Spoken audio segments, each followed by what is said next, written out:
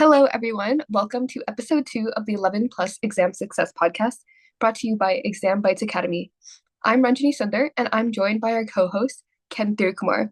Ken has more than 20 years of experience with the 11 Plus exam and is the founder of Exam Bytes and is ready to share all of his knowledge with you here today on the podcast.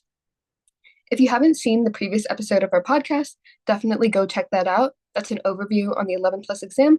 Today, we will be focusing on private school admissions. All right, let's go ahead and get started. Ken, can you start by telling us more about what private schools are? Absolutely. So, private schools are just normal schools that charge fees instead of receiving government funding. So, they're not required to follow the national curriculum, although most of them tend to do so because they tend to prepare your children for GCSEs and A levels. And they are inspected by Ofsted. So, that's the School Inspection Board. However, where they differ is that they specialize in areas like sports, arts, any extracurriculars, or even special educational needs that are more suited for your child. Got it. And so I know some of our listeners may not be familiar with private schools. Can you give a couple of examples of schools that we might have heard of in the media or just that people have gone to who have gone on to do great things? Absolutely. So, Eton College, one of the more famous ones, Harrow School, you've got St. Paul's, Westminster. There are many, many private schools all throughout the UK. So, it's not just located to the southeast, but they are quite selective. And we'll talk more about that soon. Okay, got it. And can you tell us a little bit more about the price range of attending a private school and what options might be available for people who may not be able to pay that range? So, they range from about 15,000 to 40,000, maybe even more, depending on whether it's a day school or if it's a boarding school. So, day school is just they go in for the day and then come back home. Boarding school, of course, is when they stay at the school. So, obviously, fees can differ, but usually would say 15,000 to 40,000. I know you mentioned scholarships a little bit previously. Can you tell us more about scholarships and how students might be eligible to receive them? Here's what parents often forget. Private schools, nearly, or most private schools rather, offer scholarships and bursaries, and that can be academic or extracurricular. And bursaries are something else, but they do come under financial aid. So they can cover up to 100% of the fees. So it doesn't mean that it's only for people who can afford it. It's also for people who may not be able to afford it, but they feel this school is very suited for my child. Feel free to apply because you never know, they might get it. You mentioned this is one of the things that parents tend to overlook when it comes to private schools. We'll definitely be talking a lot more about approaches, what they look for, stuff like that. But just to get us started, can you give us an overview of some of the most common things that parents forget about private schools or that you wish that the parents that you work with knew? Two main things. One is the financial aid, as I've mentioned before, so that's scholarships and bursaries. You often do have to, when you are applying for the school, you have to apply for it separately. So parents often forget to do so or often miss the deadline. So make sure on the application that you are checking the box for scholarships or bursaries. Some schools automatically enroll you in the selection process. Some don't. So make sure you know. And second of all, applications are more than just tests.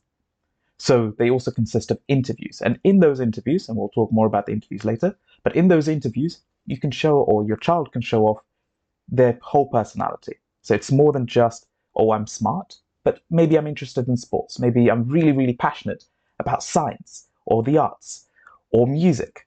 Whatever it is, they can show it off in the interview. And so, we encourage them to take their, any sign of their interests with them to the interview. Great advice. I'm sure that it's really helpful for the listeners to know that in advance of applying.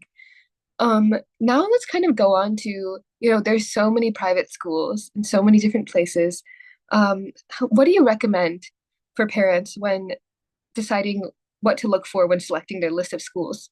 Just like any other school, when you're applying, of course, you're going to be looking for its academic strengths and perhaps what they're specializing in. So maybe they specialize in STEM, so that's science, technology, engineering, mathematics. Maybe you prefer a school specializing in arts, or whether it's in sports, a particular kind of sport, right?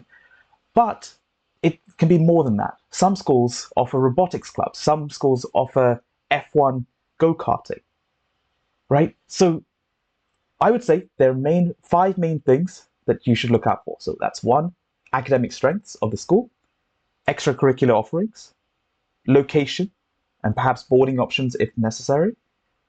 The fourth one would be their approach to pastoral care and inclusion. So that could include special needs education, perhaps their approach, whether it's sort of religious schools, if that's something that you're interested in.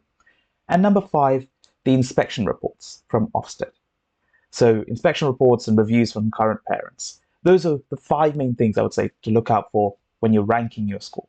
If I'm a first-time parent kind of going through the private school process, there are so many schools to even start looking at, right? Like, how do I start finding which schools I might want to look into or double click into? That moves us on to a great resource that we have, and we'll be including it in the description below, and that's the Independent Schools Council website. And on that website, we'll be including, or rather, on that website, they have a great filter for you to search private schools that are close to you with your criteria. So whether it's age, whether it's the gender of the school, that of the students, perhaps there's a particular thing that you're looking for, whether it's a specialization or whether it's a religion that you want your child to follow. You can filter it by any one of your specific needs. So that's a great resource. We'll be linking it below in the description. Definitely a great first step in navigating the wide breadth of private schools that exist, and that are available to apply to. So let's say a parent has taken that first step, right? Like they've started filtering out and looking into which schools might be of interest. Um, let's talk about putting together that list of schools tactically. How many should parents be applying to? How many should parents and children be applying to? I would recommend around 4 to 6 schools. So five ideally, but 4 to 6 is a good range. So we would recommend two safety schools. So two that are, perhaps your siblings go to, or rather the child's siblings go to, or that you have some kind of connection with, or perhaps it's really close. Two middle range options. So that may be something that's slightly competitive or might be slightly far away, but it's something you'd be interested in. And 1 to 2 aspirational schools, because it doesn't hurt to try. So that can be Eton College, or it can be Westminster, it can be anything, right? Something that you maybe might not dream of going to, but they do have great offerings, and it's something you see your child going to, or you'd want your child to go to. So that's why we say 4 to 6 schools, two safety schools, two middle range schools, and two aspirational schools. I know we'll talk about this a little bit later with assessments, but um, something that I'm wondering right now, and it's okay to answer later, is how you determined safety versus middle of the range versus reach schools. Do you have any insight on that now, or do we want to talk about it more with assessments? I'm happy to talk about it now because I think assessments would be a different thing.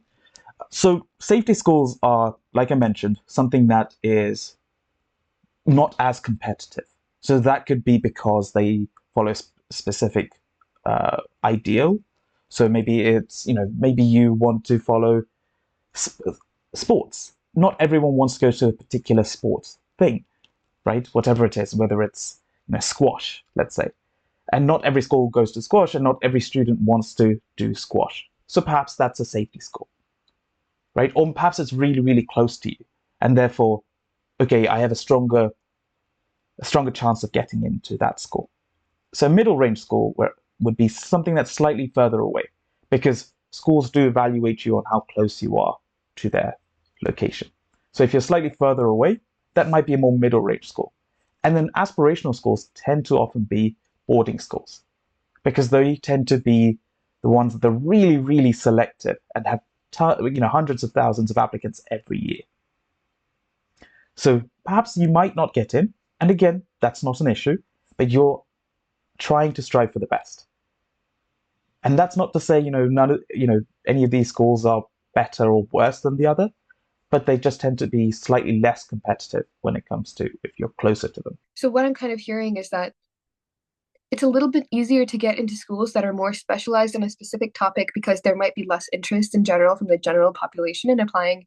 And second, it's a little bit easier to get into schools if you live closer to them, because that's one of the things they take into consideration, ability to pick up, drop off, attend events, things like that.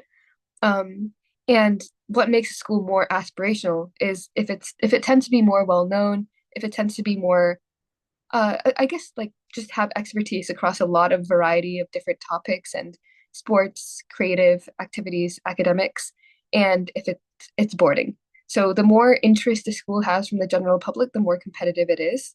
Um, and the more specialized and closer to you it is, the easier it'll be for your child to get into. So I think that's a really great insight that parents can definitely keep in mind when putting together their school list. So thank you for that. Um, the next question I have after this is, when should parents start applying? What does that timeline look like? So applications start usually a year before the before your school entry, and they close round about by September. So you want to be applying, looking for schools right about now if you're in year five, so you can go to open days, and we'll talk more about open days, and visit your schools and start ranking your schools, because then when you get round to about July, that's when most of the schools have started opening their application process, which is slightly different to grammar schools. And we'll talk more about grammar schools in a different episode.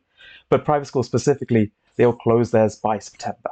So you want to make sure you have visited the schools, you've looked at them rather than just looking at them online, visiting them, seeing what they're like, and then applying by September. Just to crystallize that, if my child right now is in year five, this is when you would want me to start looking into schools, start going to these open days, and start really narrowing down my school list so that by the time year six starts to roll around, like the July before my child starts year six, is when I need to start putting in those applications. I need to have those applications finished by uh by the time September year six rolls around. Is that right?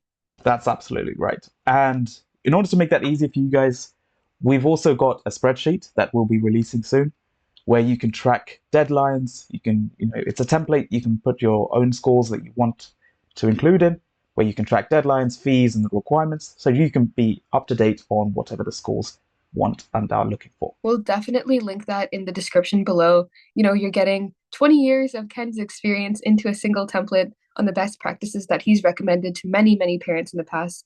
So you'll definitely have access to that Exam Bytes Academy resource. Um, let's say my child isn't my child is in year six. I'm just kind of hearing about the 11 plus. Is it too late for me to start looking into private schools and applying? If you're in year six now, unfortunately, yes, because they will be, they close the applications in September. However, it's not too late if you do want your child to go into a private school. There is the possibility of the 13 plus exam, which they take in, when your child is 13. And many schools do have spaces open for the 13 plus. It is more competitive in a way because few schools are open to it, and it's only if the schools have a space. So that is something, and it's a potential option. But for now, yes, if your child is in year six right now, it is unfortunately too late for them to go into private school in year seven. We will definitely be doing a future episode for parents who are out there who might be worrying that it's too late. We will definitely be covering the 13 plus exam as well and providing resources to help you prepare for that too. So definitely stay tuned if you're in that boat. Going back to the parents that are in the process of preparing for the 11 plus, we mentioned the spreadsheet on keeping themselves organized, and you did also mention open days. Can you talk a little bit more about open days and any other practical tips you have to manage the school selection process? Open days are often available, held in autumn, but they can also be held in the summer season. So they usually have two different open days depending on the school. However, you can just call up the school that you want to go to and schedule an individual visit. Most private schools are always happy to show prospective parents around. And in fact, you might even have a personalized tour around the school with one of the teachers, seeing what the children are actually like while they're in the classrooms. So that's a great, great way to make sure you get an actual, you and your child get an actual taste of what the school is like. I can definitely bring my children to these open days. It's not just a parent only activity. Open days are available to both children and parents. In fact, they're often geared towards children because they have demonstrations, they have activities for the children to do, so that they can get immersed into the school. They have sports, they have drama, they have science. They even have lots of demonstrations in science. Let's say for example, like I'm taking my child to these open days, and this is a problem I've seen in the past, talking to other parents. I have a specific idea of where I want my child to go, something that aligns with my family and my values, but the days that they align to aren't necessarily the list of schools that I have in my head. What do you recommend there? If that is the case, perhaps go taking them to the school will often change their minds because a lot of schools, want to make sure children want to be there. Now, there's no point in a school that doesn't want children to be there, right? So, if you find a school that is more aligned to your values, take them to the open day, especially if they're a private school, take them to the open day, and they might, they can immerse themselves within the school. You'll often get a tour uh, with a current student and ask them what they like. Perhaps, leading questions that align with your values. If there's anything that attracted you to the school in the first place, see what the child likes. And then they might make a connection there. And that's what I recommend. Super, super helpful. Let's go ahead and start talking about some of the like how to actually get admission into these selective schools that parents and children are really excited about. You mentioned interviews and assessments before. Can we dig into that a little bit? Interviews and assessments often go hand in hand, and they're usually conducted between November, so that's round about now, and they've started, and they have, take place all the way to February, so start of February. And when they are depends on the individual school, and it can consist of, rather, let me start off with assessments. So it starts off with, the 11 plus assessment, as we've talked about before, right? In our previous episode, we've talked about the different subjects, and that's what they would do. Then they go on to the interview stage. So that can be a group interview where they are, put together with other candidates, and they have, they're assessed on their problem-solving skills, their group tasks, how they interact with other children while under the watch of another teacher. Or it can be an individual interview where they talk one-on-one with another teacher there. And so they just assess what your child is like, what their personality, what they're interested in. Do they fit into the school? Just like any other interview. Interviews seem is for the 11 plus exam, there are a lot of resources out there. You have your tutors, you have your practice exams, you have your videos. Um, can you talk a little bit more about how to prepare for interviews briefly? In order to prepare for the 11 plus interviews, you need to let your child be themselves, right? They can't, if they feel like they're being restricted, they might close up. So that's the very first tip I would give to all parents. Try not to mold them into what you want them to be, but rather let them shine. Because chances are that's what the school want. They want to see who your child really is. They're not trying to fail anyone in the interview. That's not what they're trying to do. They want to make sure they're a good match. Okay? The second thing is to prepare for the interview. Talk to them. Talk to them, ask them questions about themselves. Get them to express themselves. Because you don't want them to be nervous. Even if they are a good talker, good speaker in front of the school, they might feel nervous on the day off. So sit them down, get them under interview conditions, and just talk to them. It doesn't have to be a very strict interview. Mind you, it's just a very casual chat with the teacher, so keep it casual. Of course, formal, but casual. And something that Exam Bytes Academy offers is also tailored interview prep and group lessons to allow your child to interact with more children, do some group problem solving. And we are open for our group lessons now, so we will link details in the description below if that's of interest to you. Can we talk a little bit more, kind of going back into the interviews and the assessment process? Where exactly those are conducted? Are they conducted at the school around in that time period that you described, September to February? So November to February, I do have to catch you on that, yes. But yes, they are conducted, so they conducted on school grounds. So they're either conducted on the same day as the exam or a week after, so just to give the children a little bit of a break. And that depends on the school. But at the school. Perfect. And when can parents expect results, and what kind of results do they typically get? So you can expect results from anywhere from February to March. And if you haven't received your results by March, you need to make sure you call up the school just to inquire, Maybe it got lost in the post, maybe it's a bit delayed, but always you can always call them up. And the kind of result you would expect to get is if you applied for a scholarship or bursary, so the result of that, and whether your child has a place at the school, if they've been offered admission, or if they've been put on the waiting list, or if they've been rejected. So three different options. So it's rejection, waiting list, or a letter or an offer. So they wouldn't receive a breakdown of the scores on the 11 plus exam or like the interview rubric. They won't receive like a that kind of detailed breakdown. You don't get anything on the interview because the interview is just for internal use, and they fear that it might affect the child if they were to feel very assessed in an interview. Some schools do offer the breakdown of the scores, but that's usually rather how they were ranked in comparison to the rest of the cohort. But that's about it. They don't give a detailed breakdown, again, to prevent any kind of insecurities growing in the child. Okay, got it. So let's say, you know, even if things don't work out with the 11 plus, like you said, there's always the 13 plus exam, right? So in the case of, receiving that kind of like not receiving a place or being waitlisted and wanting to apply again, how would you recommend that parents kind of triage and figure out what needs to be improved upon for preparation in the next following 2 years? So in the following 2 years, I think the first step would be to take a break, a very short break, because it has been an intensive process. Children and parents would be very tired. So take a break up until, maybe June, July, August, take the summer holiday off and start again in September. That's the very first thing, because if you don't take a break, you will burn out. It's going to be another long journey. So that's step number one. Step two, during that break or perhaps after that, evaluate what your child's strengths and weaknesses were.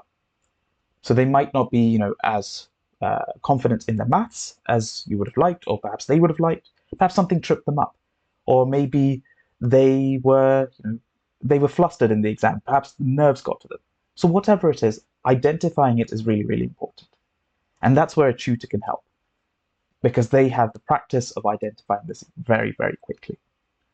And then you have to find the schools that are offering 13 plus places, because you have to start preparing as soon as year 7 starts, because you apply when the child goes to year 8 for year 9 entry. So just like you apply at the start of year 6 for year 7 entry, you apply at the start of year 8 for year 9 entry. Okay, definitely makes sense.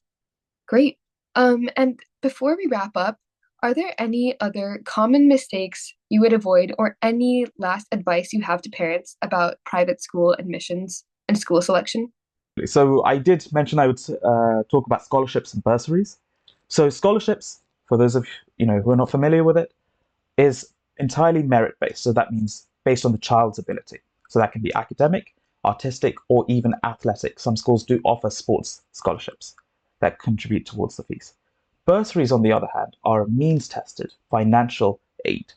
So that's based on the family's income.